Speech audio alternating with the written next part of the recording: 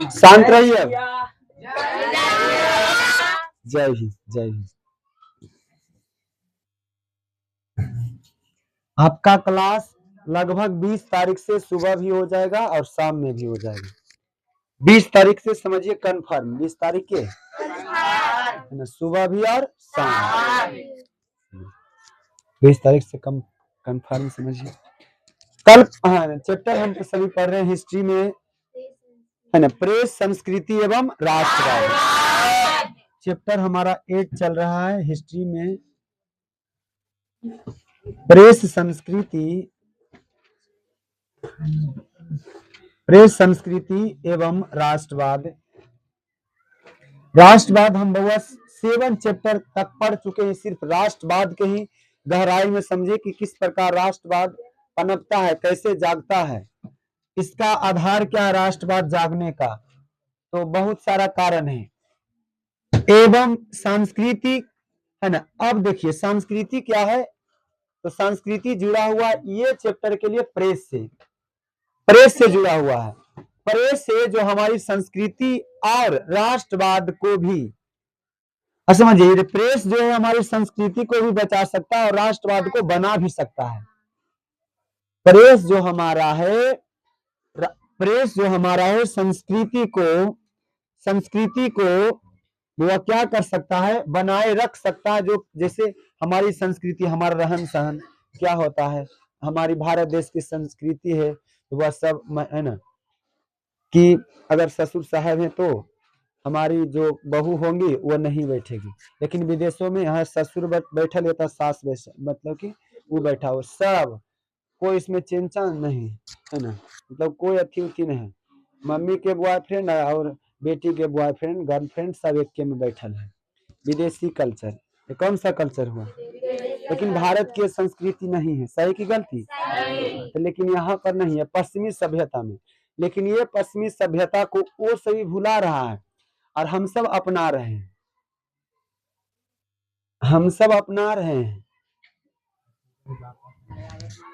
समझ गए ना? वो सब बउआ ऐसा पश्चिमी सभ्यता में हो रहा है, होता था या हो रहा है मान लीजिए अब, लेकिन भारत की ओर अग्रसर होते आ रहा है। ये संस्कृति हम सब में भी हो रहा है ना? नहीं लग रहा है कि हो रहा है, कुछ हो गया है? नहीं, हो जाएगा, आने वाला समय में हो जाएगा।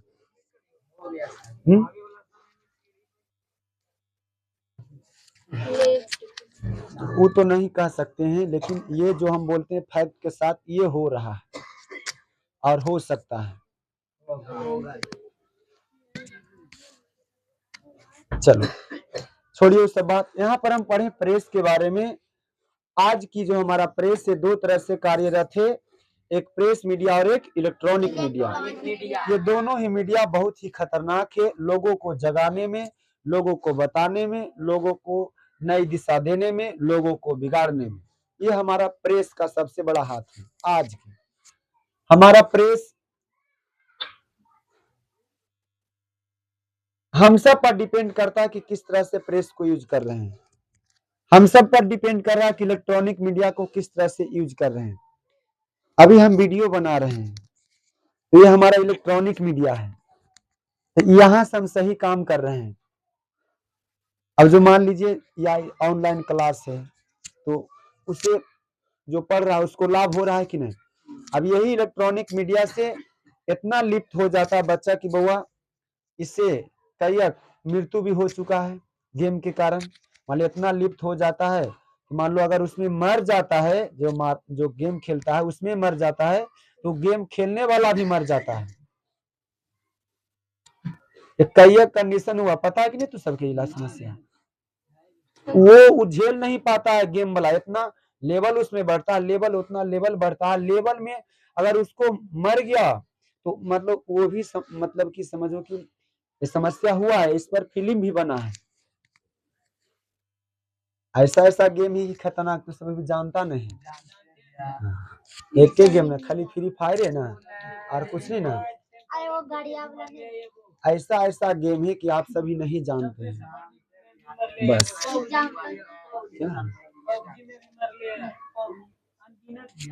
समझ गए ना। तो ऐसा होता है। तो इलेक्ट्रॉनिक मीडिया का ये अच्छी हमारा है, घटा है। तो आप किस तरह से यूज कर रहे हैं ये आप पर डिपेंड करता है। अच्छी तरह से यूज करेंगे तो आपके लिए अच्छा काम करेगा, अगर खराब से यूज कीजिएगा तो आपको बर्बाद करके भी रख देगा। कौन? Electronic media. लेकिन ये आपको नहीं पढ़ना है, यहाँ पर पढ़ना है आपको कि प्रेस जो हमारी है संस्कृति को बना सकता है और बिगाड़ भी सकता है, और वह राष्ट्रवाद को भी ये बना सकता है और बिगाड़ सकता है। हम सभी पढ़े, सबसे पहले चीन देश में प्रेस संस्कृति का विकास हुआ, वहां पर से यूरोप में पहुंचा मार्को पोलो और कैक्सटन द्वारा। उस समय जो था printing press block would would WOOD would यानी लकड़ी का बना हुआ होता था प्रिंटिंग प्रेस, जिसमें वो हाथ से छापा जाता था। लेकिन धीरे धीरे आगे समय बीतने के बाद बउआ लोहा ला खनिज ला क्या बना? प्रिंटिंग प्रेस बना, जहां पर सेकेंडों सेकेंड वहां पर क्या छपने लगा। और ये छपाई ने देश में राष्ट्रवाद को फैलाने में भी क्या किया? मदद किया। देश को मोटिवेशन, जैसे विचारों को, जैसे हम पढ़े कि प्रेस मीडिया के कारण ही रूसो के विचार, मोंटेस्क्यू के विचार, कार्ल मार्क्स के विचार एक देश से दूसरे देश की ओर अग्रसर हुआ। तो किसके कारण हुआ? प्रेस मीडिया के द्वारा। किस मीडिया के द्वारा? प्रेस नहीं रहता तो वो छपता नहीं, और जब छपता नहीं तो पढ़ते नहीं। अभी आप सभी बैठे हुए हैं, प्रेस मीडिया नहीं रहता तो पढ़ पाते हैं? नहीं। अरे लिखना कठिन होता ना, तो कितना खोद करके लिखते हैं। सब कुछ के क्या लिखना था, क्या बोला लाओ, कहाँ इंक बार, उसको पहले भींगा उसके बाद मारो, है ना। लेकिन ऐसा नहीं है। आज सेकेंड में करोड़ों बुक छपेगा, एक सेकेंड में 10,000 बुक कॉपी छप जाएगा, एक सेकेंड में, एक क्लिक से। इतना हमारा डेवलप है। चलो हम पढ़े तो कुछ, चलो आगे देखें। लाओ बुक लाओ। कहाँ तक हुआ था? कल पढ़े थे ना। निकालिए, कहाँ तक हुआ था? आज आपको चैप्टर द एंड भी करना है और ऑब्जेक्टिव भी आपको करवाना भी है। चलो कहाँ से होगा? प्रेस की विशेषता है, प्रेस की विशेषता है, हो चुका था। क्या पढ़ना है? बुक में है।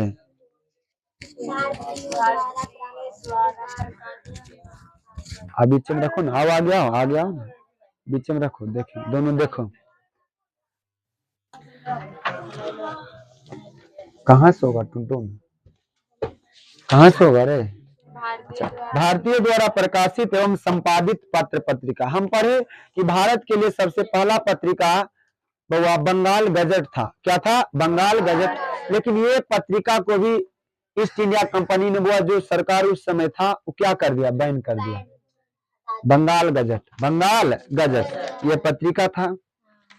चलो देखिए, अब देखिए 1858 में ईश्वर चंद्र विद्यासागर ने सोम प्रकाश का प्रकाशन साप्ताहिक रूप में बंगाल में प्रारंभ किया। देखो, अच्छा सोम प्रकाश क्या? ये अभी देखने हिंदुस्तान पेपर, दैनिक भास्कर, दैनिक जागरण, द हिंदू, सबसे मतलब जो यूपीएससी तैयारी करता है उसके लिए न्यूज पेपर द हिंदू होता है। द हिंदू सिर्फ इंग्लिश में आता है, द हिंदू पेपर इंग्लिश में आता है।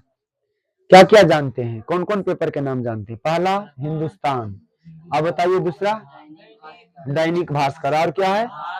दैनिक जागरण, भास्कर भी है, प्रभात खबर, और बताइए एगो द हिंदू आता है। हिंदुस्तान तो हो ही गया, तो बहुत सारा है बउआ। लेकिन न्यूज पेपर के बारे में बता रहे हैं, वो अच्छी चैनल के नाम नहीं बताना है। चलिए चैनल तो ढेर है, पेपर के अखबार के नाम हम बता रहे हैं। पत्रिका, तो यहाँ पर सोम प्रकाशित पत्रिका है, क्या है? यानी वो एक पेपर है का प्रकाशन साप्ताहिक रूप में बंगाल में प्रारंभ। साप्ताहिक मतलब हाँ, सप्ताह में एक बार निकलता था, जैसे अभी भी निकलता है। जो जैसे हम बिहार पुलिस की तैयारी करें, बिहार दरोगा, तो उसके लिए करेंट अफेयर्स जरूरी रहता है। तो वो करेंट अफेयर्स आने की जो हो रहा है एक साल के अंदर क्या हुआ है, तो उसे करेंट अफेयर्स बोलते हैं। करेंट अफेयर्स क्या बोलते हैं? हाँ। तो ये निकलता है किस किस आधार पर भी है, तो पहले प्रतिदिन निकलता है, प्रतिदिन न्यूज़पेपर। उसके बाद एक साप्ताहिक निकलता है, साप्ताहिक निकलता है सप्ताह में एक ही बार। उसके बाद मासिक निकलता है, मंथली निकलता है, मैथिली मैगजीन बोलते हैं। उसके बाद हुआ छमाही निकलता है, उसके बाद वार्षिकी निकलता है। ये है ना, ये आपको वैल्यू जब पता चलेगा जब कंपटीशन के क्षेत्र में जाइएगा, तब आपको हर 6 महीना के लिए खरीदना पड़ेगा या मानसिक खरीदना पड़ेगा। मासिक, मानसिक नहीं हुआ, मासिक, मासिक मतलब मंथली, मंथली निकलता है मैगजीन करके, जो उसमें एक महीना में क्या हुआ, कौन सा घटना हुआ, कौन सा राज्य में हुआ, क्या हुआ, कौन सा परिवर्तन हुआ है, कौन सा चेंज हुआ, कौन सा नियम बना है, क्या हुआ है, कैसे हुआ है, तो ये होता है। तो ये जब कंपटीशन में जाइएगा तब आपको पढ़ना पड़ेगा ये करेंट अफेयर्स। चलो, लेकिन ये जो था आपका सोम प्रकाश से साप्ताहिक पत्रिका था, क्या था? यानी सप्ताह में एक बार निकलता था, सप्ताह में एक बार। बंगाल में यह राष्ट्रवादी विचारों से ओतप्रोत समाचार पत्र था। इसने नील्हे, नील्हे मतलब हम पढ़े थे 4 चैप्टर में, नील की खेती, नील्हे मतलब हुआ नील की खेती, किसानों के हित का जोरदार समर्थन किया। लॉर्ड लीटन ने इसकी गतिविधियों के कारण ही वर्नाक्युलर प्रेस एक्ट लागू किया था, बताए थे। वर्नाक्युलर प्रेस एक्ट ऐसा नियम था कि तुम अंग्रेज के खिलाफ नहीं, अगर गलत नहीं छाप सकता है, क्या हो रहा, अंग्रेज क्या कर रहा है, कैसे कर रहा है, ये नहीं तुमको छापना है गलत से। अगर छापेगा तो बैन करेगा और तुमको मार पीट कर जेल में भी बंद भी कर दिया जा सकता है। नहीं। तो ये वर्नाक्युलर प्रेस एक्ट था, वर्नाक्युलर प्रेस एक्ट। हाँ, तो ये लागू हुआ था। फिर देखिए कुछ वर्षों के बाद हिंदू पैट्रियट को भी विद्यासागर ने लिया। 1874 से 1875 के बीच इस पत्र के लंदन में सामदाता सुरेंद्र नाथ टैगोर और मनमोहन घोष ने इंडियन मिरर का प्रकाशन शुरू किया। यही उत्तरी भारत का भारतीय द्वारा संपादित एकमात्र दैनिक समाचार पत्र था। केशव चंद्र सेन ने सुलभ समाचार पत्र का बंगला में दैनिक प्रकाशन किया, बंगला भाषा में। कौन सी भाषा में? देखो आगे। मोतीलाल घोष का संपादन 1868 में अंग्रेजी बंगला साप्ताहिक रूप में अमृत बाजार पत्रिका का प्रेस के इतिहास में महत्वपूर्ण स्थान रहा। देखो, मोतीलाल घोष के संपादन में 1868 में अंग्रेजी और बंगला भाषा दोनों में साप्ताहिक रूप में निकाला गया। मोतीलाल घोष ने निकाला 1868 में अंग्रेजी भाषा में और बंगला भाषा में साप्ताहिक पत्रिका। अमृत बाजार पत्रिका का प्रेस के इतिहास में महत्वपूर्ण स्थान है ना, छापने वाला ये अमृत बाजार पत्रिका था। 1878 में लॉर्ड लीटन ने वर्नाक्युलर प्रेस एक्ट में बचने के लिए रातों रात अंग्रेजी भाषा में प्रकाशित होने लगा। देखो अब क्या हुआ?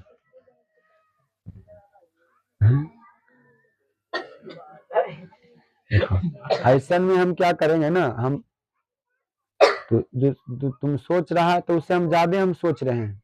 ऐसे में हम भगा देंगे डायरेक्ट, समझ गया ना, कोई रहे तो हमारे बारे में नहीं समझ रहा है, हम हर लोग कमजोर हैं, लेकिन इस सब में सख्त हैं, इधर उधर लंदिस फदिस करने में।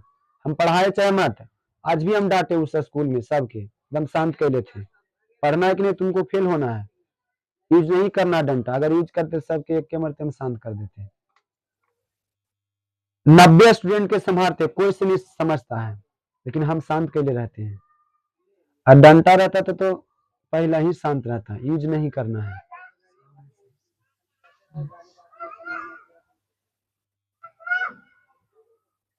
ऐसे में हम एक ही बस ऐसे कर देंगे, आई एम सॉरी, जाइए घर। स्कूल का नियम है, ट्यूशन के सभी जगह क्या करेगा वैसे, लाज शर्म में है, सभी जगह एक ही अथी होता है। स्कूल का नियम है, ट्यूशन का एक नियम न है।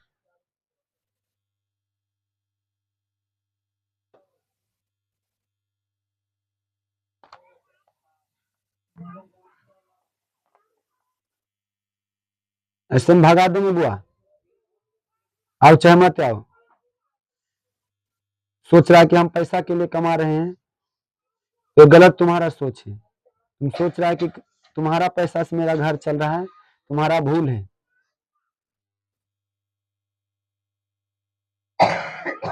समझ गया ना? ऐसा बर्दाश्त कर लेंगे, लेकिन ये सब बर्दाश्त एवं कसर कुसर 1% हम नहीं देखना चाहते, चाहे कोई रहा। पैसा कहेगा 5,000 माफ कर दीजिए, हम वो माफ कर सकते हैं, लेकिन इधर उधर हमको एक तिनका सा भी नहीं हमको अच्छा लगता है।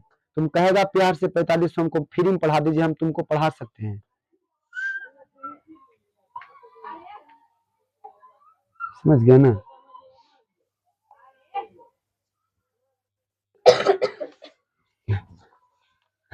तो ये सब सोच के चलो, आगे आगे से गलती ना होना चाहिए। देखो, मोतीलाल घोष ने 1868 में वो अंग्रेजी और बांग्ला दोनों भाषा में साप्ताहिक रूप में पत्रिका निकाला, अमृत बाजार पत्रिका। ये पत्रिका प्रेस छापने वाला नाम था, ये अमृत बाजार पत्रिका सबसे पहले पत्रिका ये छापता था। अमृत बाजार पत्रिका का प्रेस के इतिहास में महत्वपूर्ण स्थान है। 1878 में लॉर्ड लीटर ने वर्नाक्यूलर प्रेस एक्ट से बचने के लिए रातों रात अंग्रेजी भाषा में प्रकाशित किया, यानी बांग्ला भाषा पर बैन कर दिया था। बांग्ला भाषा में जो छाप रहा था वो बैन कर दिया अंग्रेजी, लेकिन ये रातों रात ये प्रेस क्या किया, बांग्ला भाषा को डायरेक्ट कन्वर्ट कर लिया, किसमें? अंग्रेजी भाषा में। और उस समय अंग्रेजी को मान्य था, क्योंकि अंग्रेजी का सरकार था। तो परीक्षा में पूछेगा कौन सा पत्रिका रातों रात अपने भाषा ही बदल दिया? अमृत बाजार पत्रिका। ये अमृत बाजार परीक्षा में पूछेगा कौन सा प्रेस रातों रात भाषा ही बदल दिया? अमृत बाजार पत्रिका। अमृत बाजार पत्रिका, अमृत बाजार पत्रिका। तो बांग्ला भाषा में और उसमें नियम निकाला, जो बांग्ला में छापेगा उस पर बैन कर, मतलब उस पर कड़ा सजा दिया जाएगा अंग्रेजों के द्वारा बांग्ला भाषा में। ये क्या किया, बांग्ला भाषा को चेंज करके डायरेक्ट वही पत्रिका को किसमें छापने लगा? अंग्रेजी में। कौन सी पत्रिका में? अंग्रेजी, मतलब अंग्रेजी भाषा में। चलिए देखिए, ये परीक्षा में पूछेगा कौन सी पत्रिका रातों रात अपनी भाषा ही बदल दिया? अमृत बाजार पत्रिका। अमृत बाजार पत्रिका। आगे देखो, जोगेंद्र नाथ बोस के संपादन 1881 में बंगवासी शुरू हुआ, जिसकी वितरण संख्या 8500 तक पहुंच गई। सुरेंद्र नाथ बनर्जी ने बंगाली को राष्ट्रवादी एवं राजनीतिक विचारधारा का प्रभावशाली पत्र बनाने में सफलता प्राप्त की। कलकत्ता से हिंदी बंगवासी, आर्यवर्त, ये देखिए पेपर का नाम है, उचित वक्ता, भारत मित्र आदि का प्रकाशन शुरू हुआ।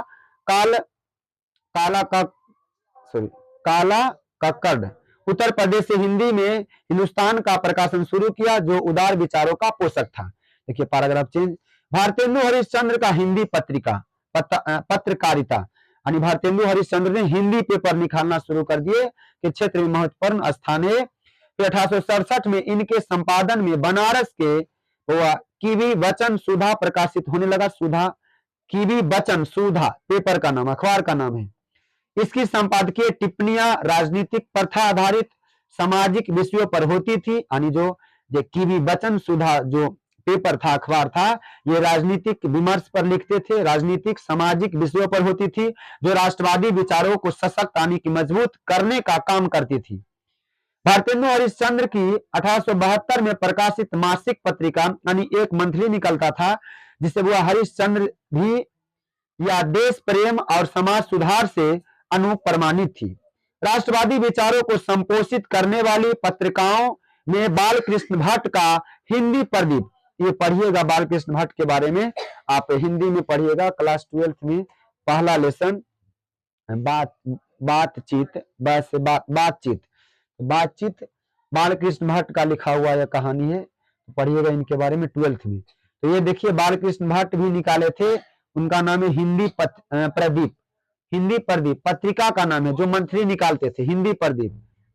रामकृष्ण वर्मा के भारत जीवन का महत्वपूर्ण स्थान 1899 में अंग्रेजी मासिक हिंदुस्तान रिव्यू, चलो परीक्षा मिला पूछेगा बुआ, हिंदुस्तान रिव्यू का प्रकाशन कब हुआ? 1899 से। ये अखबार है वह हिंदुस्तान रिव्यू,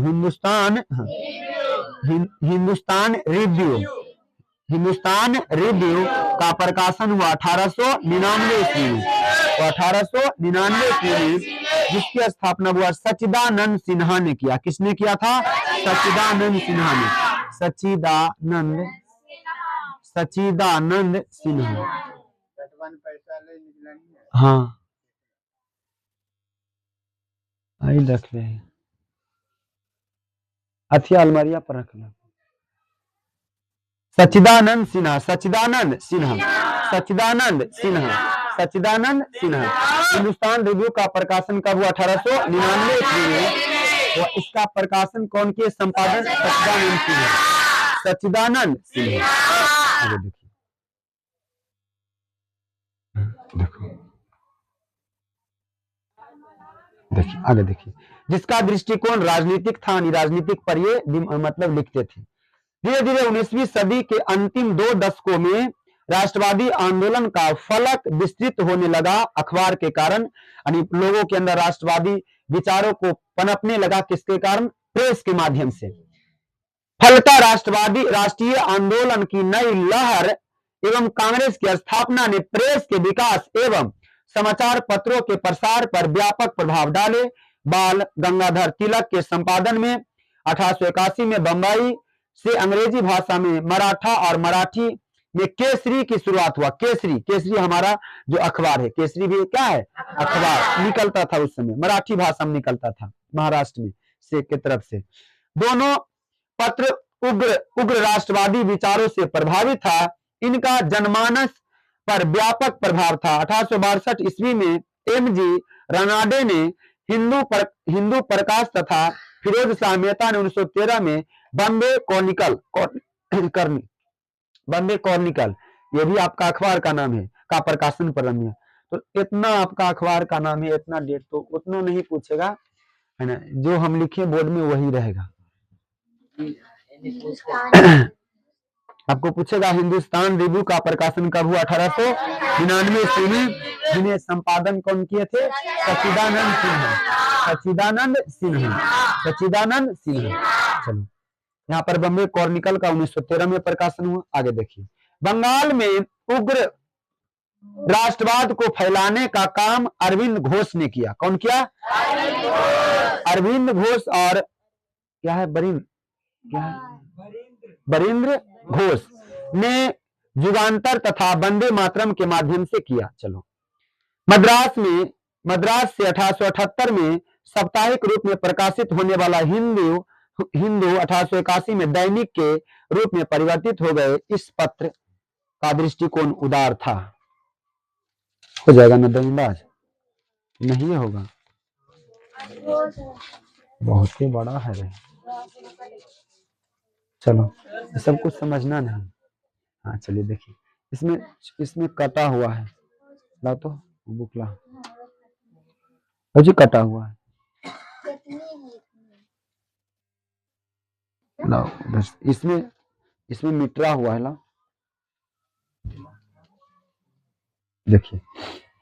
समाचार पत्रों को राष्ट्रीय आंदोलन के प्रचार के हथियार के रूप में डॉक्टर एनी बेसेंट ने भी इस्तेमाल किया, यानी राष्ट्रवाद भावनाओं को फैलाने में, राष्ट्रवाद के विचारों को फैलाने में।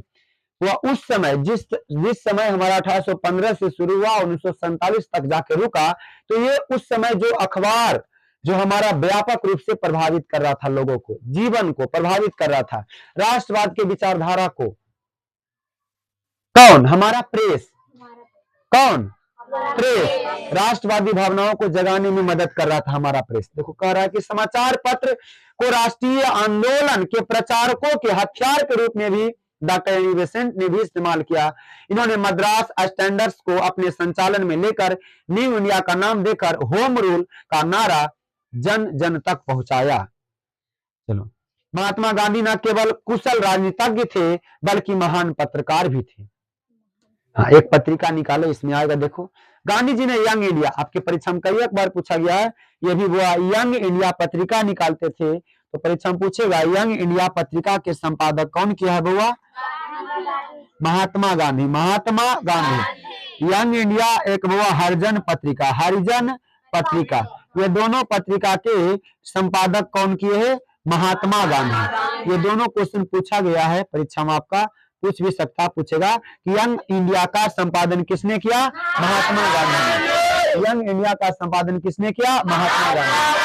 हरिजन पत्रिका का संपादन किसने किया? महात्मा गांधी। हिंदुस्तान रिव्यू का प्रकाशन किसने किया? सच्चिदानंद सिन्हा। ये तीन ही आपके अभी तक पूछा है, ये तीनों पूछा हुआ है। पूछेगा कि वह हिंदुस्तान रिव्यू का प्रकाशन किसने किया? सच्चिदानंद सिन्हा। हिंदुस्तान रिव्यू पत्रिका का प्रकाशन किसने किया? सच्चिदानंद सिन्हा। यंग इंडिया पत्रिका का संपादन किसने किया? महात्मा गांधी। यंग इंडिया पत्रिका का संपादन किसने किया? महात्मा गांधी।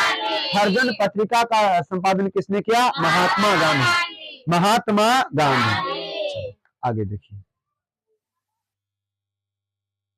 गांधी जी ने यंग इंडिया तथा हरिजन पत्रिका के माध्यम से अपने विचारों एवं राष्ट्रवादी आंदोलन का प्रचार किया। सरकार को अपने राजनैतिक, दार्शनिक एवं राजनीतिक कार्यक्रमों से अवगत कराया तथा भारत के आवाम को एक बड़े आंदोलन के रूप में प्रशिक्षित किया। तो इसका ये माध्यम कौन था? प्रेस माध्यम।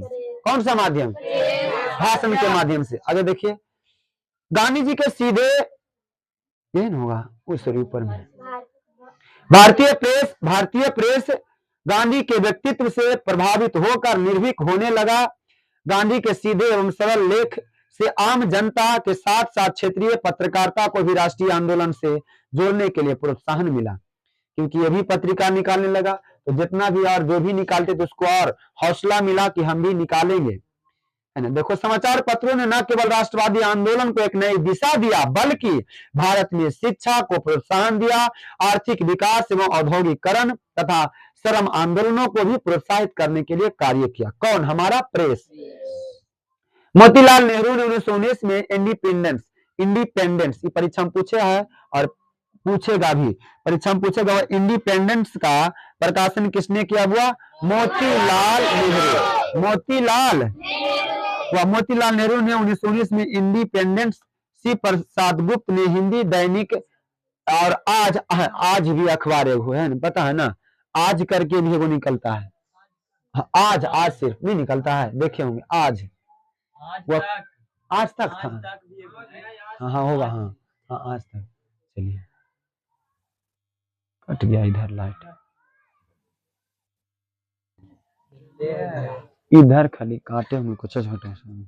मोतीलाल नेहरू ने 1919 में इंडिपेंडेंट सी प्रसाद गुप्त ने हिंदी दैनिक आज के एम पन्नीकर ने 1922 में हिंदुस्तान टाइम्स का संपादन किया। चलो, परीक्षा पूछेगा इंडिपेंडेंस का प्रकाशन किसने किया हुआ? मोतीलाल नेहरू।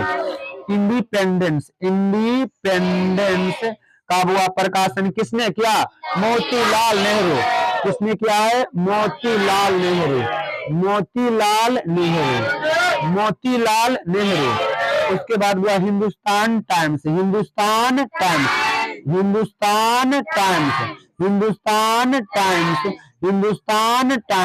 का प्रकाशन किया के एम पन्नीकर है ना, सॉरी पन्नीकर। चलो, हाँ, के एम पन्नीकर नाम क्या हुआ? के एम पन्नीकर हुआ। ये हिंदुस्तान टाइम्स का प्रकाशन किया, ये पत्रिका निकाला। इंडिपेंडेंस हुआ मोतीलाल नेहरू। Young India Mahatma Gandhi. हरिजन पत्रिका महात्मा गांधी। हिंदुस्तान रिव्यू सच्चिदानंद सिन्हा। आगे देखिए, बाद में हिंदुस्तान टाइम्स का संपादन कार्य मदन मोहन मालवीय के हाथों में आया और अंततः 1927 में इस पत्र को जीडी बिड़ला ने अपने हाथों में ले लिया। समाजवादी साम्यवादी विचारों के फैलाव के परिणाम स्वरूप मराठी साप्ताहिक क्रांति workers and peasants party of India का प्रतिनिधित्व कर रहा था। अंग्रेजी साप्ताहिक न्यू संपर्क, देखिए न्यू संपर्क ये भी आपका अखबार है। कांग्रेस सोशलिस्ट क्रमशः मार्क्सवादी एवं समाजवादी विचारों का पोषक था। यानी देखिए, कैयक जो पत्रिका था, कोई एक विचार को लेकर आगे चल रहा था कि हम ये विचार को मतलब उसमें लिखेंगे, यही छापने। तो कोई पेपर रहेगा खाली धर्म के बारे में लिखेगा, अब बाकी विशेष बात नहीं लिखेगा। कोई ऐसा पेपर है मुद्दा अच्छा लगेगा जैसे, तो सभी पेपर है जो अलग अलग अच्छा छापने वाला होता अलग अलग, अच्छा सभी एक ही तरह से नहीं छापता है, सबका अलग अलग रहता है, लिखा रहेगा वही, आपको हेडलाइट किया हुआ रहेगा बड़ा सा वही, लेकिन वो जो लिखेगा उसका तरीका सब पेपर में अलग अलग रहता है। तो देखिएगा जो यूपीएससी की तैयारी करता है उसके लिए प्रतिदिन मतलब कोई भी करते हैं तो ये पेपर यूज करते हैं, द हिंदू। पेपर का नाम है द हिंदू। ये सिर्फ इंग्लिश में प्रकाशित होता है, इंग्लिश में नहीं, हिंदी में नहीं। हाँ, तो ये जब यूपीएससी की तैयारी करेंगे तो ये न्यूज़पेपर प्रतिदिन आपको उपयोग करना पड़ेगा, है ना। तो कंपटीशन में जाएगा तो पेपर पढ़ना आपके लिए बहुत जरूरी हो जाता है। अब वो भी समस्या हट गया है, क्योंकि उसके जगह पर, पेपर के जगह पर अब क्या आ चुका है, ये सभी, ये नहीं पढ़ता कौन पढ़ेगा प्रतिदिन, प्रतिदिन पेपर पढ़े छुट्टी है नहीं। साप्ताहिक भी नहीं अब खरीदता है, जैसे हम भी खरीदेंगे तो ये नहीं, या तो मासिक, या तो छमाही, या तो वार्षिकी, क्योंकि एक महीना में के रोज दिन आप पेपर पढ़ते हैं, के दिमाग खा पाएगा। तो एक मरते मिलता है, या तो मासिक ले लिया, क्योंकि वह कोई भी एग्जाम में करेंट अफेयर्स पूछता है। अगर 100 नंबर की परीक्षा हो रहा है तो वहां पर 20 नंबर आपसे करेंट अफेयर्स पूछेगा। करेंट अफेयर्स मतलब एक साल में देश में क्या हुआ है, कौन सी घटना हुआ है, कौन चेंज हुआ, कौन सा पद कौन संभाल रहा है। हाँ, ऑब्जेक्टिव भी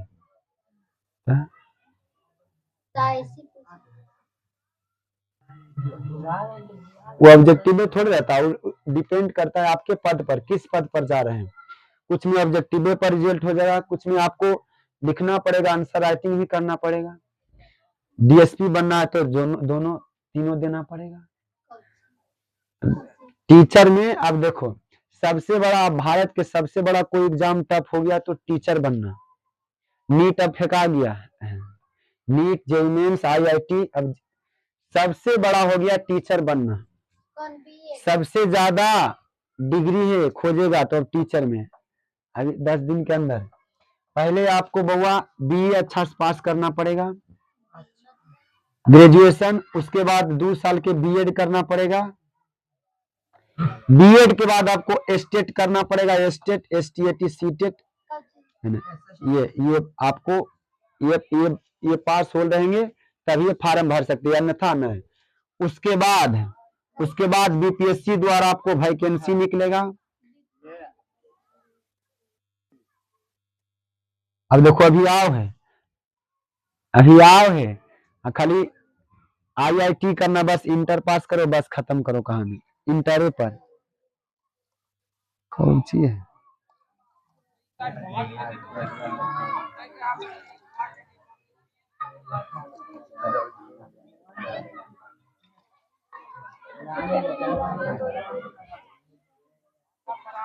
अब रहे दम नहीं। चलो तो समझ लीजिए ना बाबा की पहले ये तो मैट्रिक इंटर छोड़ा दो, पहले आपको ग्रेजुएशन भी, अगर मान लो ग्रेजुएशन भी छोड़ा दीजिए, वो बीएड के बाद देखो कई एग्जाम, एक यहाँ 2 साल, यहाँ 1 साल, यहाँ बीपीएससी भी आएगा, पहले बहाली, इसमें भी अब 2 एग्जाम, पहले प्री दो, उसके बाद मेंस दो, है ना। दो परीक्षा, पहले होता था एक ही परीक्षा हो खत्म करो कहानी, लेकिन अब 2 परीक्षा हो गया। तो सोच लो, दरोगा खाली होना है, बस बीए पास करो, कोई झंझट नहीं। अरे तो वो तो छोड़ो ना, लेकिन ये राम परीक्षा की बात है।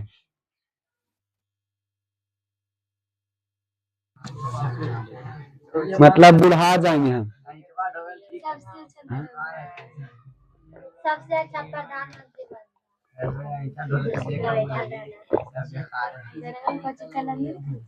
प्रधानमंत्री बनने के लिए कोई डिग्री नहीं, राष्ट्रपति बनने के लिए कोई डिग्री नहीं, मुख्यमंत्री बनने के लिए कोई डिग्री नहीं, एमएलए विधायक बनने के लिए, मुखिया सरपंच बनने के लिए कोई डिग्री नहीं, वार्ड सदस्य बनने के लिए कोई डिग्री नहीं। लेकिन टीचर बनने के लिए अबरी की आई 10 दिन के अंदर हुआ ये प्री और मेंस, प्रारंभिक परीक्षा, मुख्य परीक्षा देना पड़ेगा, तब आप हर साल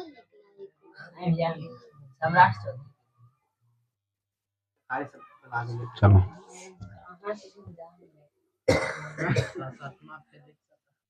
चलो ये हो गया ना। बताइए, हिंदुस्तान रिव्यू का प्रकाशन वो कौन सा पत्रिका जो था बांग्ला भाषा को चेंज करके डायरेक्ट इंग्लिश में कन्वर्ट कर दिया रातों रात। परीक्षा में पूछेगा कौन सा पत्रिका रातों रात वर्नाक्यूलर प्रेस एक्ट, क्योंकि वर्नाक्यूलर प्रेस एक्ट क्या था, जो भी बांग्ला में छापेगा अंग्रेजों के खिलाफ उसको बैन कर दिया जाएगा, डंगाया भी जाएगा और उसको जेल में बंद कर दे। तो इससे क्या किया ये पत्रिका, अपने भाषाएं चेंज कर दिया, डायरेक्ट इंग्लिश में कन्वर्ट कर दिया। तो उस समय इंग्लिश था क्योंकि अंग्रेजों का भाषा क्या था, इंग्लिश ही था। तो वो आइए, तो ये परीक्षा पूछेगा कौन सा पत्रिका वर्नाक्यूलर प्रेस एक्ट से बचने के लिए अपनी भाषा ही बदल दिया। अमृत बाजार पत्रिका। अगला हुआ हिंदुस्तान रिव्यू का प्रकाशन कब हुआ, 1899 में। हिंदुस्तान रिव्यू का प्रकाशन कब हुआ, 1899 में। किसने किया था, सच्चिदानंद सिन्हा ने। किसने किया था, सच्चिदानंद सिन्हा ने। यंग इंडिया का प्रकाशन किसने किया, महात्मा गांधी। यंग इंडिया का प्रकाशन किसने किया, महात्मा गांधी। हरिजन पत्रिका का प्रकाशन किसने किया, महात्मा गांधी। हरिजन पत्रिका का प्रकाशन किसने किया, महात्मा गांधी। इंडिपेंडेंस की पत्रिका प्रकाशित किसने किया, मोतीलाल नेहरू। इंडिपेंडेंस की पत्रिका का प्रकाशन किसने किया, मोतीलाल नेहरू। हिंदुस्तान टाइम्स का प्रकाशन किसने किया, के.एम. पनिक्कर। हिंदुस्तान टाइम्स का प्रकाशन किसने किया, के.एम. पनिक्कर। के.एम. पनिक्कर। चलो आगे देखिए कहाँ तक हुआ था,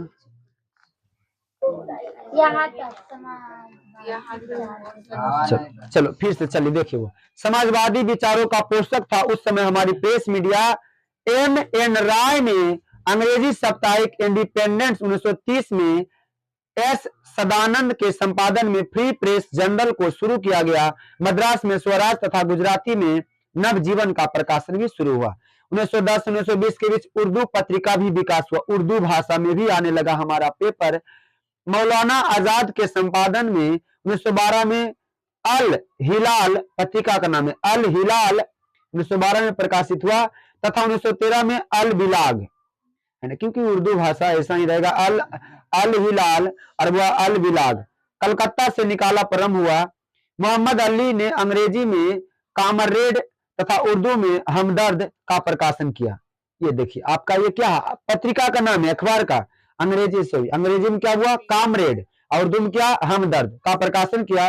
1910 में गणेश शंकर विद्यार्थी के संपादन में प्रताप का प्रकाशन कानपुर से परीक्षा पूछेगा। चलो कि वह प्रताप पत्रिका का प्रकाशन किसने किया, गणेश शंकर विद्यार्थी। चलो अंडरलाइन कीजिए। चलो प्रताप पत्रिका का प्रकाशन किसने किया, हाँ गणेश शंकर विद्यार्थी, गणेश शंकर बउआ विद्यार्थी, गणेश शंकर विद्यार्थी। अच्छा ये कब किया था, हुआ 1910 में। अब भारत में Tata hydro electric power station की स्थापना 1910 में, बताए थे ना ये question. Tata hydro electric power station की स्थापना कब हुआ था, 1910 में। अब प्रताप पत्रिका का भी संपादन कब हुआ, 1910 में। प्रताप पत्रिका का संपादन किसने किया, गणेश शंकर विद्यार्थी। प्रताप पत्रिका का प्रकाशन किसने किया, गणेश शंकर विद्यार्थी।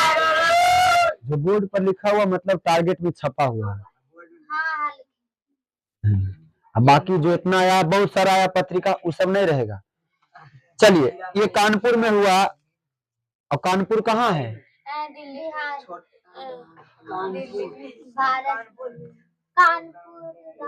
हमको भी नहीं पता है,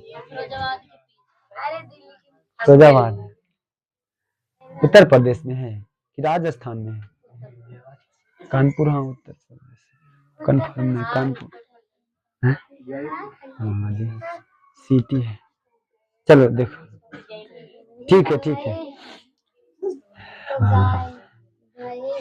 हम चलो ठीक है, अभी तक हम एक के राज्य गए हैं खाली झारखंड, हम एक राज्य के लिए बिहार, हम दिल्ली, आप कहूँ नहीं गए हैं ना, हम एक के राज्य में बिहार राज्य।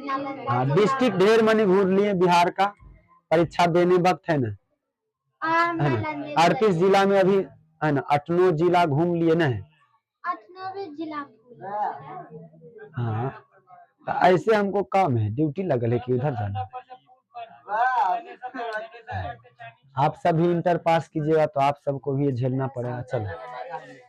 चलो देखो, ये जिस परीक्षा दे चलिए देखिए, कानपुर से प्रारंभ हुआ यह उग्र राष्ट्रवाद तथा किसान मजदूर का जबरदस्त समर्थक था। यह पत्रिका प्रताप पत्रिका 1913 में गदर का प्रकाशन हुआ, जिसे लाला हरदयाल के द्वारा सैन फ्रांसिस्को में हुआ। चलो परीक्षा पूछेगा, गदर का प्रकाशन कब हुआ 1913 में। गदर का प्रकाशन किस पर है? गदर एगो फिल्म है ना, सनी देओल के हैं। चलो ठीक है, गदर पार्टी चलो, गदर का प्रकाशन किस वर्ष हुआ 1913 में। इसमें क्या लाला हरदयाल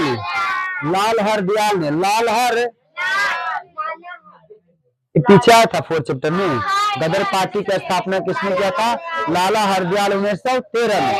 यही तो हरदयाल के द्वारा सैन फ्रांसिस्को से हुआ। यह धर्मनिरपेक्ष और लोकतांत्रिक भावनाओं से ओतप्रोत समाचार पत्र था। जनवरी 1914 से पंजाबी में भी इसका प्रकाशन प्रारंभ हो गया।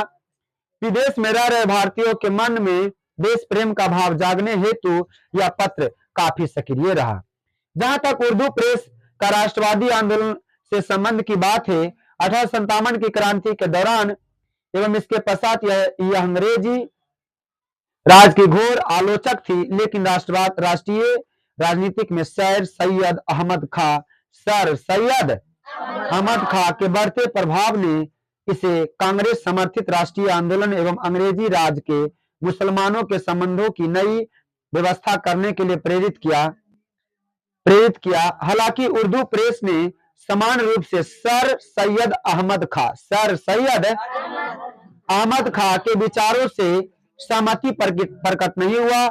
मौलाना आजाद, मोहम्मद अली और अब्दुल बारी साहब आदि के संपादन में प्रकाशित होने वाले पत्र पूर्णतः राष्ट्रवादी भावनाओं के ओतप्रोत था, मतलब इर्द गिर्द था।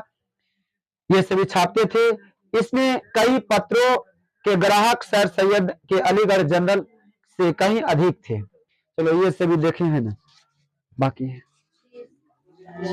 देखो, प्रेस का राष्ट्रीय आंदोलन में भूमिका तथा प्रभाव। चलो यानी अगला जो टॉपिक है, प्रेस ने हमारे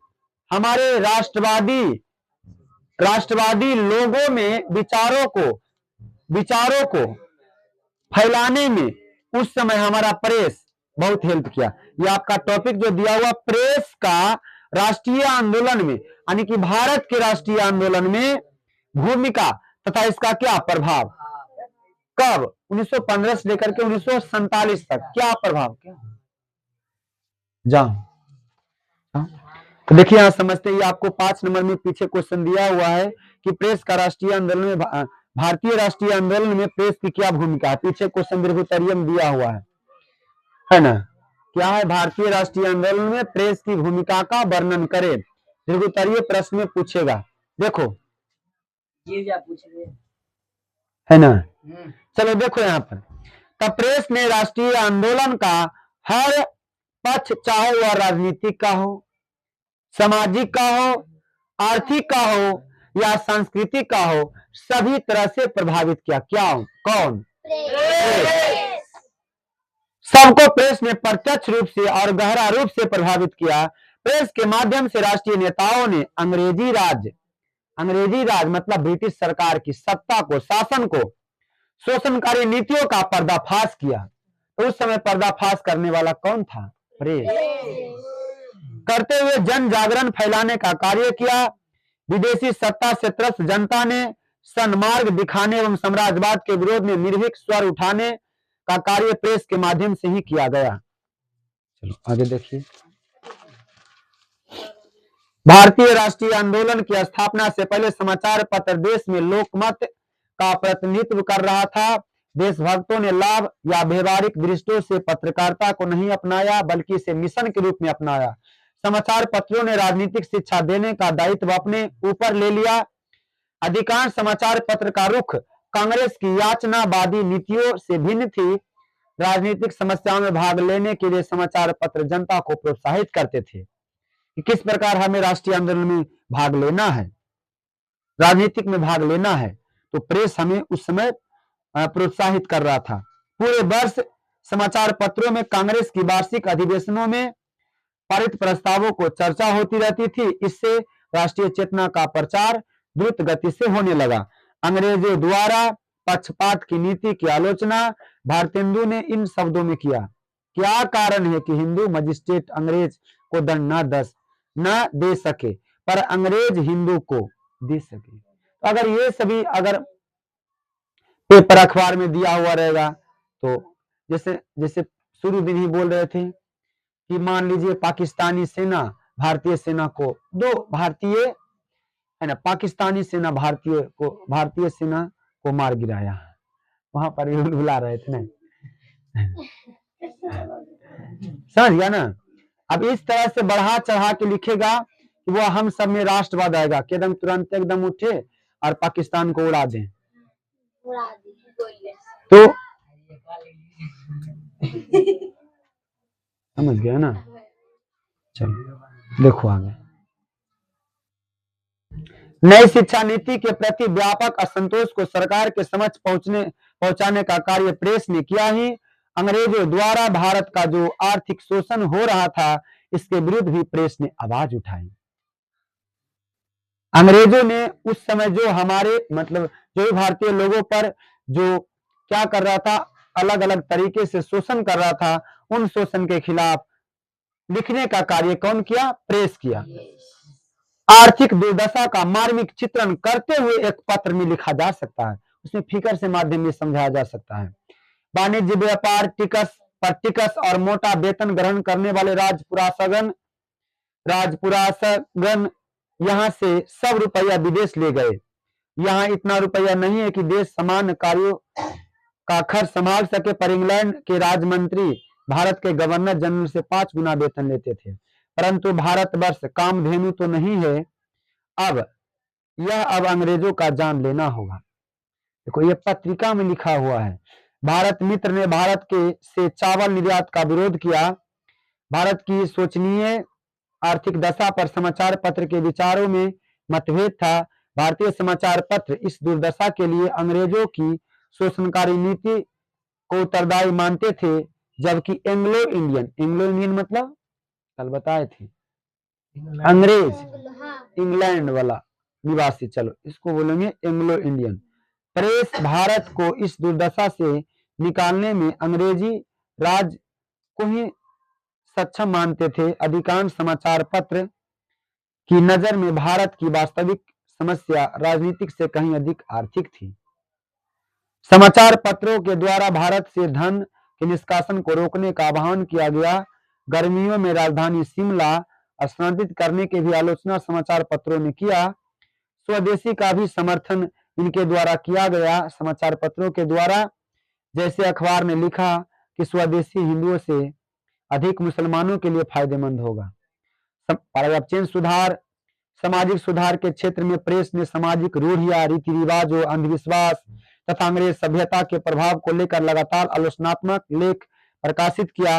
राजा राम मोहन राय, विद्यासागर, केशव चंद्र सेन आदि जैसे समाज सुधारकों ने जनमत हेतु प्रेस ने अपना हथियार बनाया, और इस प्रेस के माध्यम से क्या हुआ?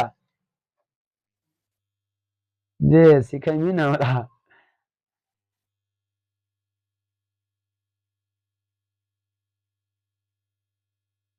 झुक रहा है, नहीं सुते हैं आज, रोज दिन इतना ही सुतता है तो पढ़ता है ना, क्या करता है? छुट्टी के बाद 1 बजे से क्या करता है 6 बजे तक? सब तो पढ़ाता है, बाकी सब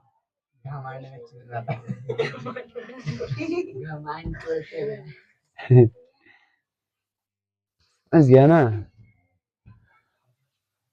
तो सोता भी नहीं है, पढ़ता भी नहीं है, ऐसा झुकता है।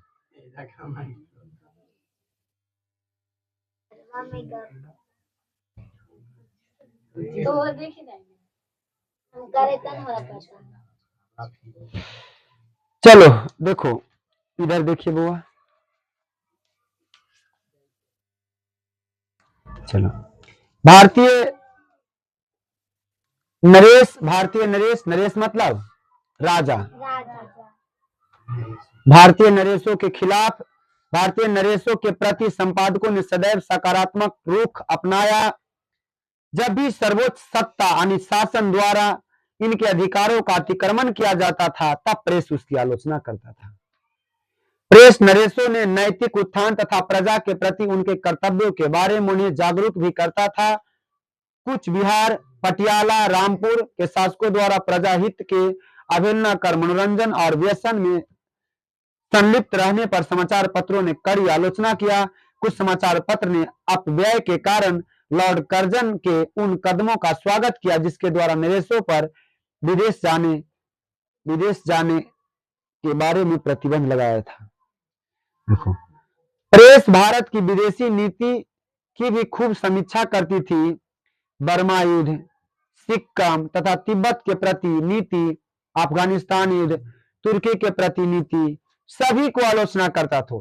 आज भी अगर आलोचना करता है तो आलोचना कौन कर सकता है? अच्छा से मीडिया कर सकता है, लेकिन बताओ उसको आलोचना ही करने नहीं देंगे, है ना। सरकार के खाली वाहवाही करने के लिए अगर उसको बोल दिया जाए तो हमारा देश तो इससे बर्बाद हो जाएगा। तो बउआ, ये हमारा समाचार स्वतंत्र होना चाहिए। क्या होना चाहिए? हाँ, किसी को भी वह आवाज जो सही है सही पहुंचाए और गलत है तो गलत उसके लिए बोले।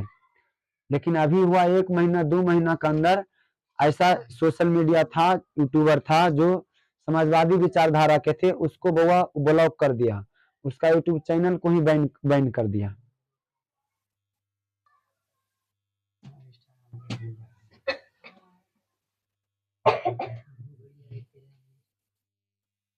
वह स्टेटस वाला के नहीं, वो पूरा इंडिया में भारत समाजवादी विचारधारा को बता रहे थे और सही को सही बता रहे थे, गलत को गलत बता रहे थे, उसी में बंद किया गया।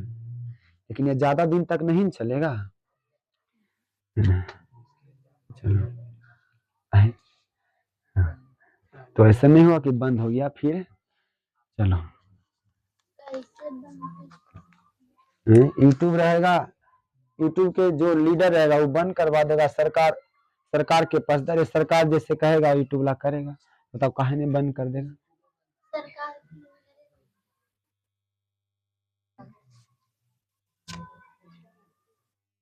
देखो आगे कहाँ हुआ।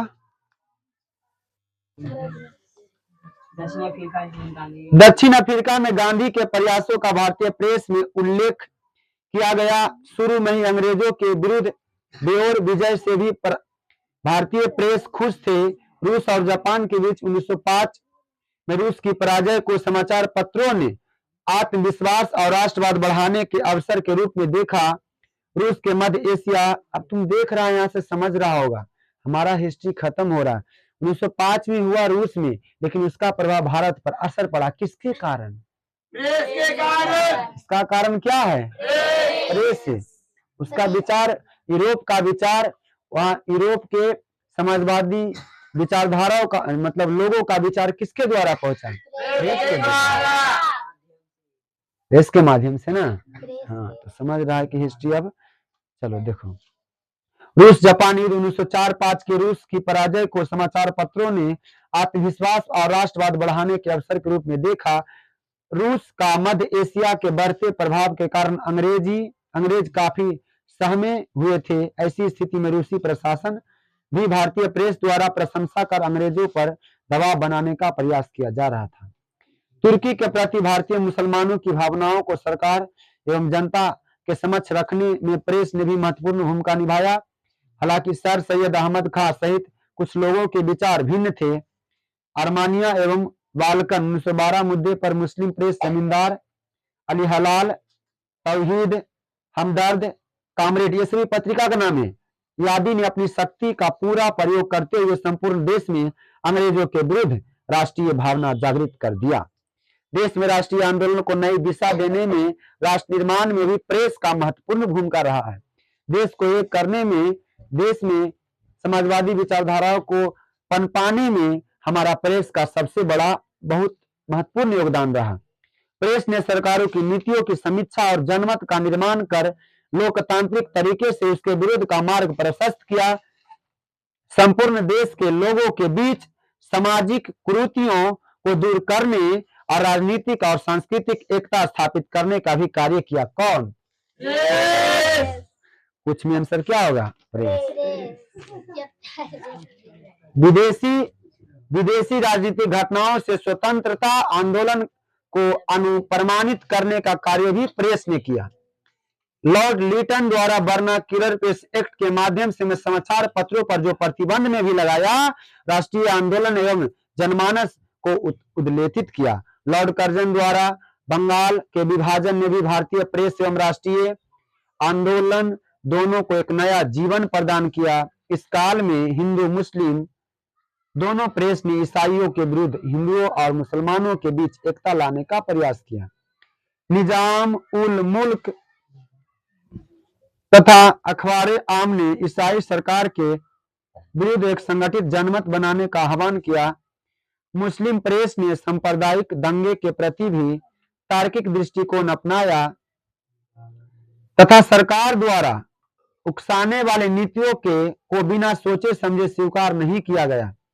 प्रेस ने गंगा जमुनी संस्कृति के पक्ष लेते हुए सांप्रदायिक एकता बनाए रखने में भी प्रशंसनीय भूमिका निभाया। Paragraph change.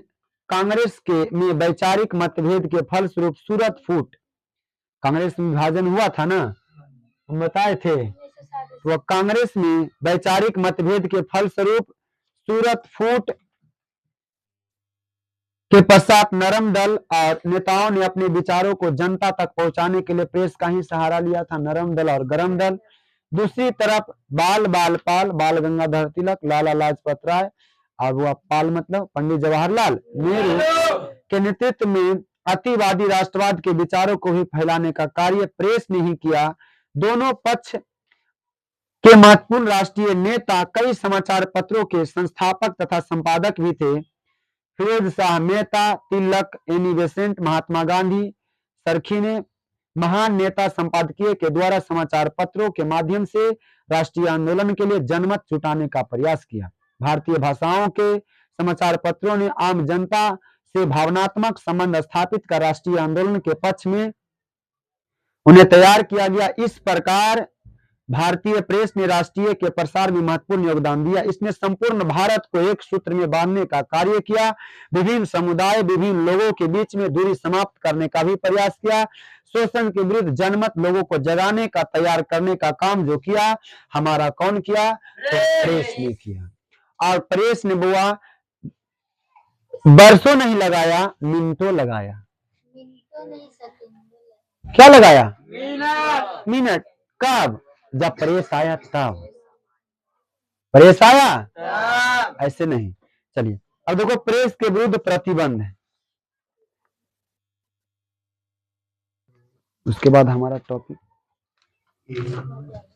अब पर भी अभी बड़ा है ना, खत्म हो गया, इतना ही है, फट गया था और है ना आगे।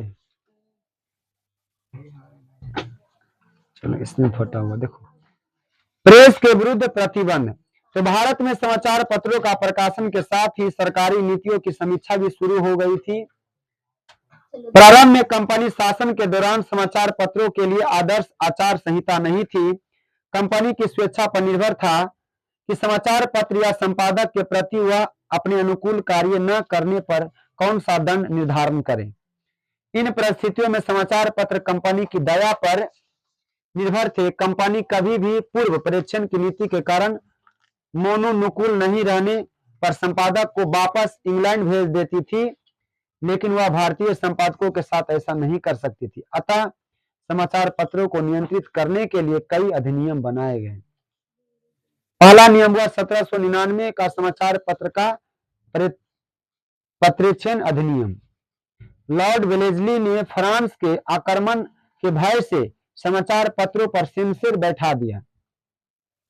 सेंसर बोर्ड जो मेन होता है, आपको वह फिल्म रिलीज करने देगा कि नहीं, सेंसर बोर्ड चाहेगा तब। जैसे फूले मूवीज जो था रिलीज होने से पहले नहीं हो रहा था, तो सेंसर बोर्ड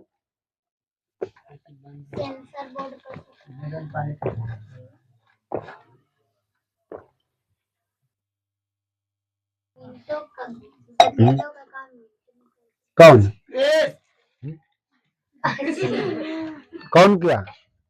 ईंटों का काम नहीं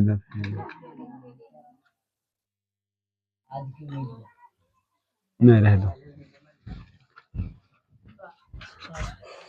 हाँ क्या बोले बुआ? हाँ सेंसर बोर्ड होता है। तो कोई ऐसा फिल्म जैसे जो फूले मूवी रिलीज होने वाला था, एक और फिल्म रिलीज होने वाला था, अगर वो रिलीज होता तो हम यहाँ पर दिखाने का कार्य करते, पर्दा पर अभी दिखाते, लगता है ना, तुम सब देखता, ऐसा लगता 2000 लगता, ज्यादा नहीं लगता। वो फिल्म क्या था? वही तो हमें नहीं याद आ रहा, बताइए वो अंबेडकर ही था, आमिर खान का। अब कब रिलीज होगा पता नहीं है, लेकिन होगा। देखो लेकिन वो उस पर सेंसर बोर्ड कार्य कर किस पर रख दिया? समाचार पत्रों पर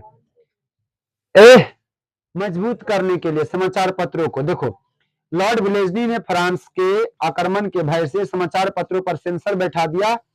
इस अधिनियम के अनुसार समाचार पत्र के संपादक, मुद्रक एवं स्वामी का नाम स्पष्ट रूप से छापना पड़ता था। प्रकाशक को प्रकाशित किए जाने वाले सभी तत्व को सरकार से सचिव के सम्मुख पूर्व प्रत्यक्षण के लिए भेजना होता था। 1807 में इस अधिनियम को पत्रिकाओं, पम्पलेट तथा पुस्तकों पर भी लागू कर दिया गया। हेस्टिंग्स के समय कुछ ढील दी गई। 1860 तक पूर्व प्रत्यक्षण। तो सब खाली डॉक्टर इंजीनियर बताओ, तो सब मीडिया ला भी बन सकता है, टीवी में भी आना चाहता है कि टीवी में हम भी बैठ के एकदम करे एकदम वाहवाही, नहीं ना कोई चाहता है। ये सबसे आसान है, कोई नहीं खरीद सोचता है बिहार पुलिस बने हैं नहीं चाहता कि हम भी टीवी पर आए।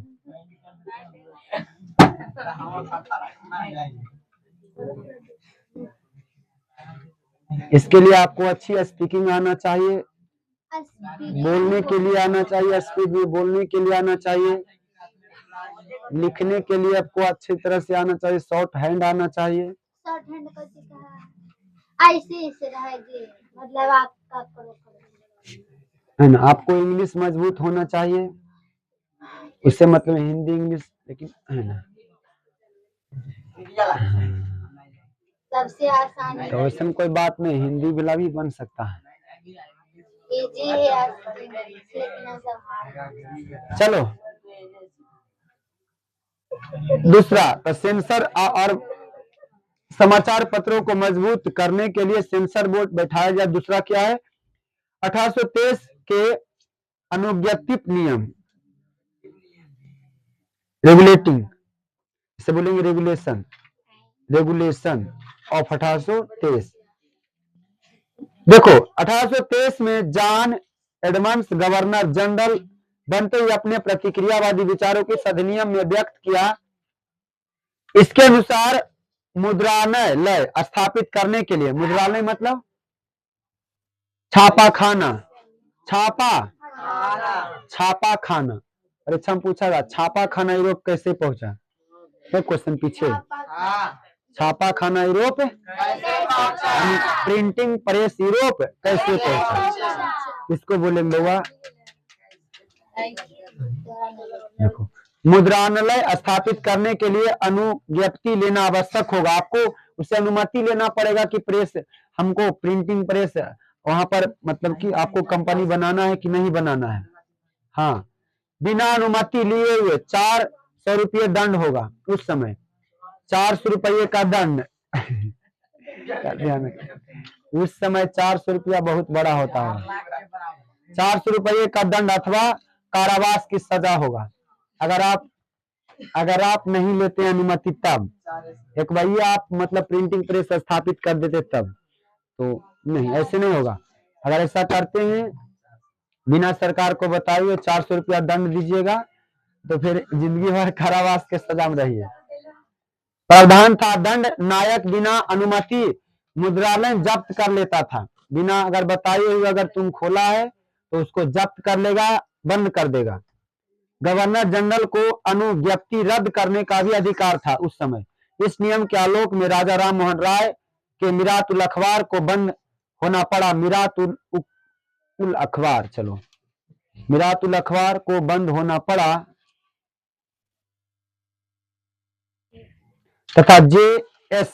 बर्गिंघम को इंग्लैंड से में उदासित होना पड़ा। अब देखो पहला परीक्षा पूछता है, अंडरलाइन कर लो। मीरात उल अखबार को संपादक कौन थे? राजा राम मोहन राय। चलो आगे देखिए तीसरा पॉइंट क्या है, मुद्रण कला को मजबूती प्रदान करने के लिए कि भारतीय समाचार पत्रों को स्वतंत्रता 1835 में the liberalisation of India press. देखो विलियम बेंटिंग समाचार पत्रों के प्रति उदार था, लेकिन 1823 के नियम को रद्द कर चार्ल्स मेटकॉफ भारतीय समाचार पत्रों के मुक्तिदाता के रूप में विभूषित किया गया। तो चलो तो परीक्षा में आएगा, परीक्षा में अंडरलाइन करिए कि समाचार पत्रों के मुक्तिदाता के रूप में किससे जाना जाता है? चार्ल्स मेटकॉफ को। चार्ल्स मेट यहाँ पर अंडरलाइन कर दीजिए कि भारतीय समाचार पत्रों के मुक्तिदाता के रूप में किसे कहा गया हुआ? चार्ल्स मेटकॉफ को। चार्ल्स मेट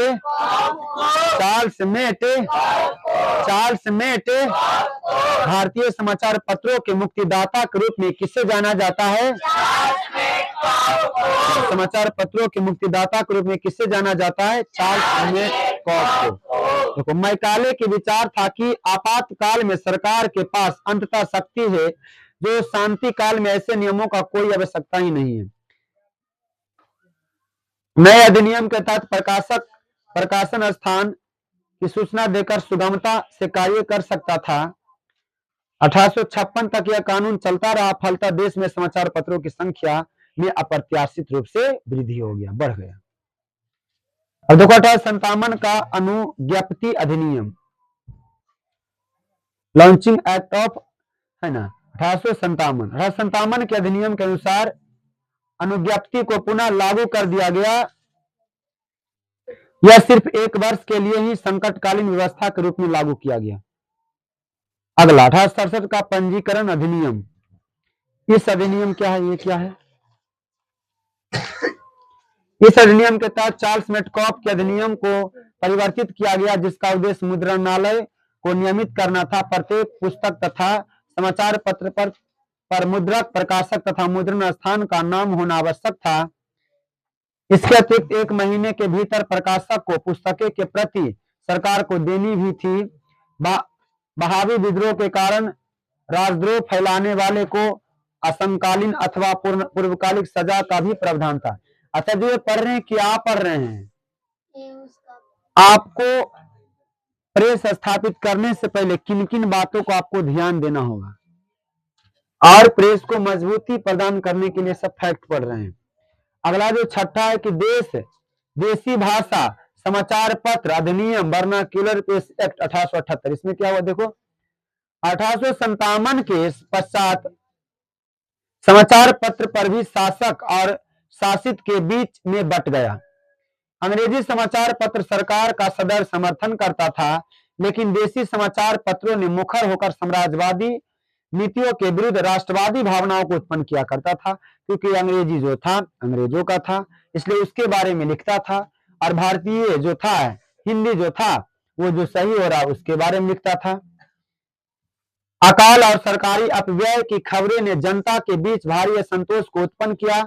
लॉर्ड लिटन यह समझता था कि इस असंतोष का कारण लॉर्ड मैकाले और लॉर्ड मेटकॉफ की नीतियां हैं। फलतः इसने 1878 के देसी भाषा समाचार पत्र अधिनियम के माध्यम से समाचार पत्रों को अधिक नियंत्रण में लाने का प्रयत्न किया। इस अधिनियम के माध्यम से जिला, दंडनायक, बॉन्ड, बंधन प्रबंधन, बंधन पत्र एवं जमानत पर किसी समाचार पत्र को प्रकाशित करने की आज्ञा इस शर्त पर दे कि वे ताज क्राउन के विरुद्ध भड़काने वाले कई समाचार पत्र नहीं छापेगा।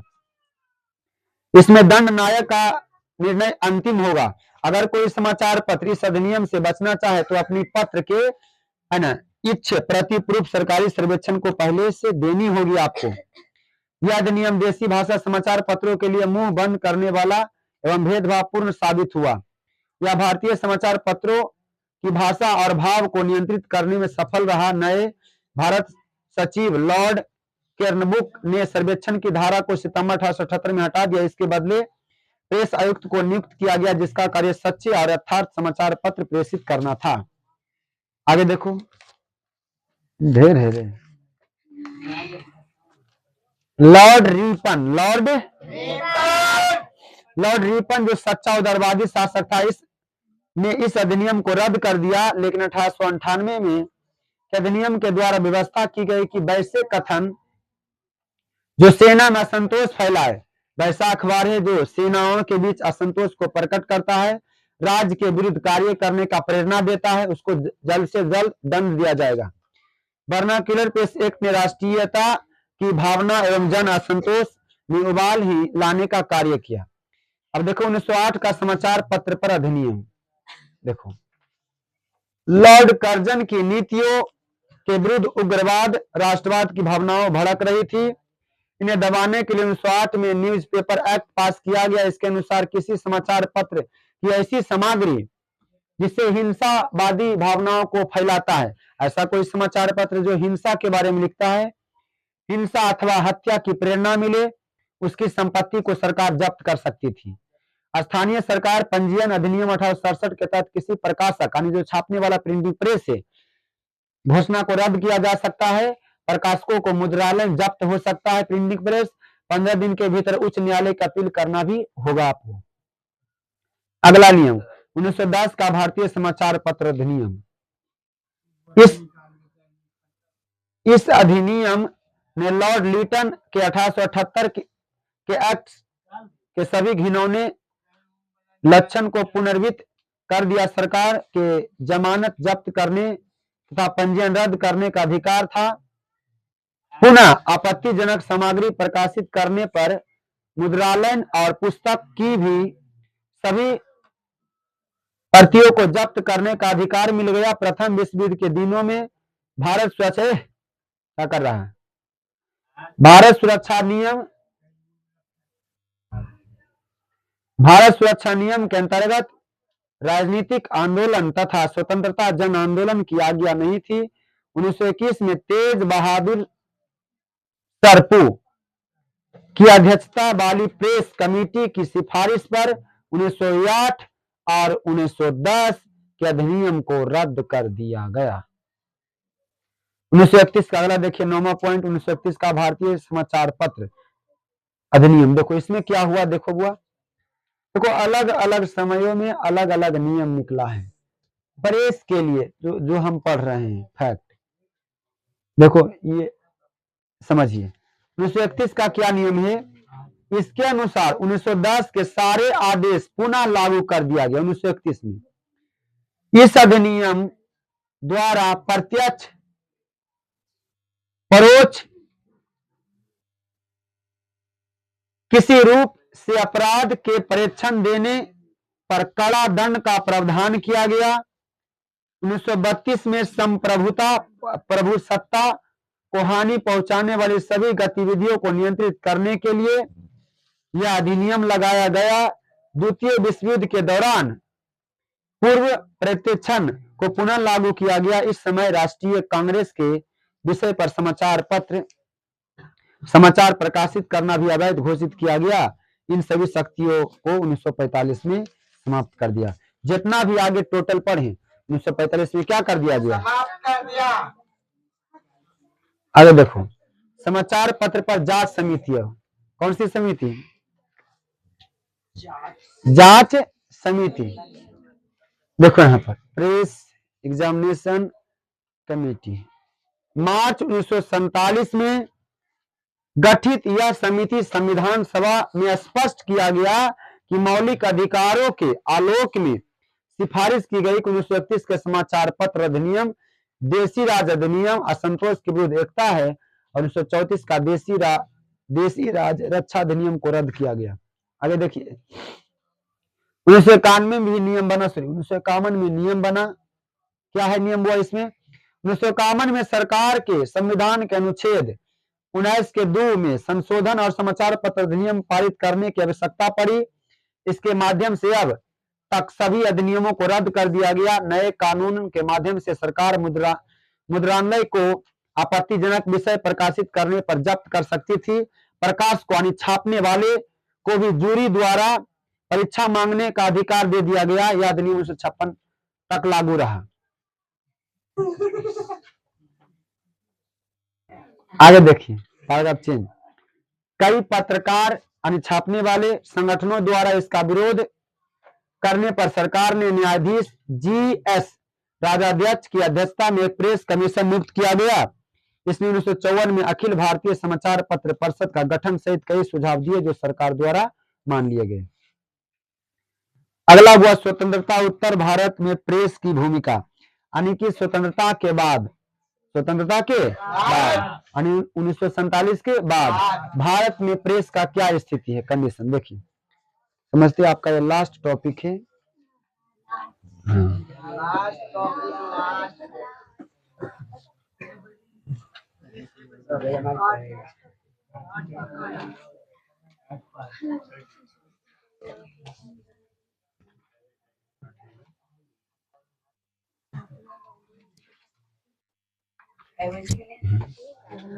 तो सबके बैठे नहीं जा रहा है। देखो वैश्विक स्तर पर वर्ल्ड लेवल पर मुद्रण मतलब मशीन यानी कि छापाखाना अपने आदि काल से ही भारत में स्वाधीनता आंदोलन तक भिन्न भिन्न, ये इंपॉर्टेंट है, पढ़ो लास्ट मतलब इंपॉर्टेंट।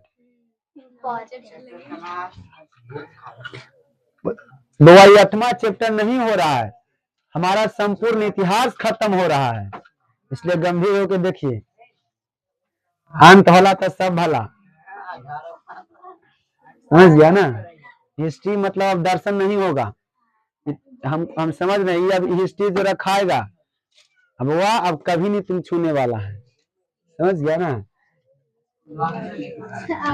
स्कूल में कौन पढ़ता हमको पता नहीं है।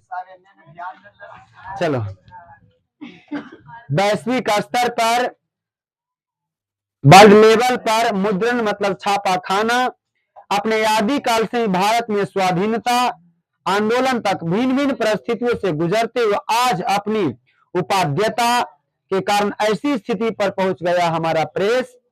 इससे ज्ञान जगत के हर क्षेत्र हर गतिविधियां प्रभावित हो रही है। किसके द्वारा? प्रेस के द्वारा, मीडिया के द्वारा। आज पत्रकारिता सहित मनोरंजन का भी एक माध्यम क्या हमारा प्रेस है। ज्ञान का, विज्ञान का, प्रशासन का, राजनीति आदि को प्रत्यक्ष रूप से प्रभावित कर रहा है। हम ध्यान सुनो, आज के इस आधुनिक 21वीं शताब्दी दौर में प्रेस यानी मीडिया साहित्य के क्षेत्र में हो या समाज के समृद्ध करने में हो या चेतना की बात हो, चेतना की धरोहर की बात हो, और पत्र पत्रिकाएं दैनिक गतिशीलता का लेखा हो, ये सब आज कौन काम कर रहा है? प्रेस। स्वतंत्रता उत्तर यानी स्वतंत्रता के बाद भारत में पत्र पत्रिकाओं का उद्देश्य भले ही व्यवसायिक रहा, किंतु इसने साहित्यिक एवं सांस्कृतिक अभिरुचि जगाने में महत्वपूर्ण भूमिका का निर्वहन किया। पत्र पत्रिकाओं ने दिन प्रतिदिन घटने वाली घटनाओं के परिप्रेक्ष्य में नई और सहज शब्दावली का प्रयोग किया, करते हुए भाषा शास्त्र के विकास में भी महत्वपूर्ण योगदान दिया। प्रेस ने समाज में नवचेतना पैदा कर सामाजिक रूप से, धार्मिक रूप से, राजनीतिक रूप से एवं दैनिक जीवन में क्रांति का सूत्रपात मतलब जोड़ने का क्या किया? काम किया। प्रेस ने सदैव सामाजिक बुराइयों, दहेज प्रथा, विधवा विवाह, बाल विवाह जैसे मुद्दों को उठाकर समाज के कुप्रथाओं को दूर करने में भी मदद कर रहा है और अंधविश्वास को दूर करने का क्या कर रहा है? प्रयास कर रहा है। कौन? हमारा मीडिया। चलो हाँ, आज के परिवर्तनकारी युग में प्रेस स्वास्थ्य, मनोविनोद, हमारे मन की मानसिकता को चेंज करने में का भी स्रोत बन चुका हमारा प्रेस। आज की भाग दौड़ वाली दुनिया में तनावपूर्ण जिंदगी में प्रेस सिनेमा से लेकर के खेल कूद से संबंधित समाचार पत्रों की प्रमुखता से छापकर पाठकों का यानी पढ़ने वाले को मनोरंजन कर देती है। प्रेस पारस्परिक गपशप, हास, परिहास, व्यंग, विनोद, प्रश्नोत्तर, फुलझड़ी, कहके से लेकर के कांव के माध्यम से समाज को पुख्त संदेश तो देती है और मनोरंजन का भी कार्य कर रहा। कौन? कॉमेडियो देखते हैं, आ रहे हैं, देखते हैं। अखने स्टेटस लगाते हैं। हाँ। हर दिन हंसते क्या हो गया? इंस्टाग्राम डिलीट कर दिया आप सब।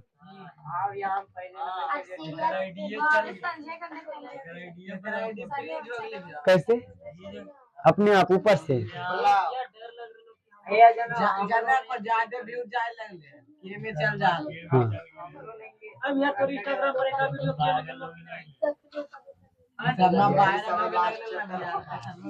चलिए ठीक है, आगे सुनो। आज जो हमारा प्रेस है समाज में रचनात्मकता का प्रतीक भी बनता जा रहा है। यह समाज के नियुक्त प्रति की उपलब्धियां, वैज्ञानिक अनुसंसाधनों, वैज्ञानिक उपकरणों एवं साधनों से परिचित कराता है। पत्रकार विज्ञान वरदान, देखो, पत्रकार विज्ञान के वरदान और अभिशाप के घटनाओं के माध्यम से समाज के सामने लाते हैं ताकि समान लोग भी विश्व कल्याण के संदर्भ में सोच सके क्या सही है क्या गलत है।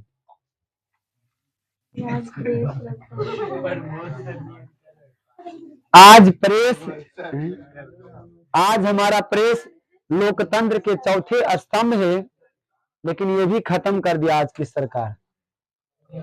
चौथा स्तंभ में ही रहने ही नहीं दिया। सरकार जो चलेगा, कार्यपालिका, न्यायपालिका, विधायिका के बाद चौथा हमारा जो होगा जनता के लिए बनेगा, मीडिया होगा, लेकिन उसको भी ध्वस्त कर दिया सरकार आज की। रूप में लोकतांत्रिक मूल्यों की रक्षा करने हेतु सजग परारी, हम सभी के परारी का कार्य करेगा मीडिया, लेकिन ये तो हो रहा है ऐसे बोल रहा है ना। रूप में हमारे सामने खड़ा है, यह वर्तमान राजनीति को सकारात्मक दिशा प्रदान करने के साथ साथ भ्रष्टातंत्र पर करारा प्रहार करने का भी प्रयास करता, लेकिन कहां कर रहा है। जिसके पास सत्ता उसके तरफ बोलता है। इस तरह हम देखते हैं कि प्रेस अपने विकास के प्रथम चरण से आज भिन्न भिन्न परिस्थितियों से गुजरते हुए समस्त परंपराओं एवं मूल्यों के रक्षक तथा वर्तमान सामाजिक, वैज्ञानिक एवं राजनीतिक गतिविधियों को समझने एवं जानने का मुख्य स्रोत के रूप में अपनी महत्वपूर्ण भूमिका निभा रही है ना। क्रिकेट खेलते हुए भारतीय टीम,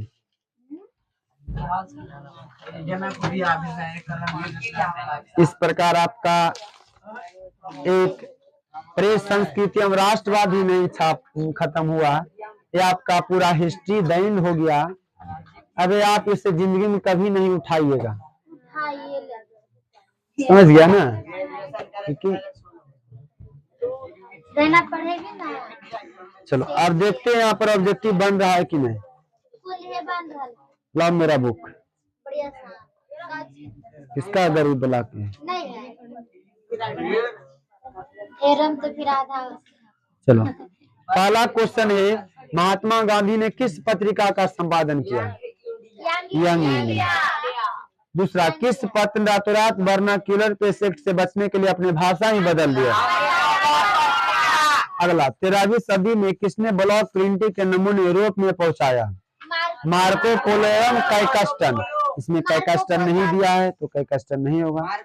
गुटेनबर्ग का जन्म किस देश में हुआ था? बताए थे। गुटेनबर्ग ने सर्वप्रथम किस पुस्तक की छपाई की? इंग्लैंड में मुद्रण कला को पहुंचाने वाला कौन था? कैकस्टन। किसने कहा मुद्रण ईश्वर की दी गई महानतम देन और सबसे बड़ा तोहफा है? बताए थे मार्टिन लूथर। बताइए अगला क्वेश्चन क्या था? क्या है? रूसो कहाँ का दार्शनिक था? फ्रांस का था। पढ़ाए थे पीछे ही। विश्व में सर्वप्रथम मुद्रण की शुरुआत कहाँ हुआ? किस देश की सिविल सेवा परीक्षा ने मुद्रित पुस्तकों की मांग को बढ़ाया? खत्म हो गया आपका ऑब्जेक्टिव। Congratulations. चलो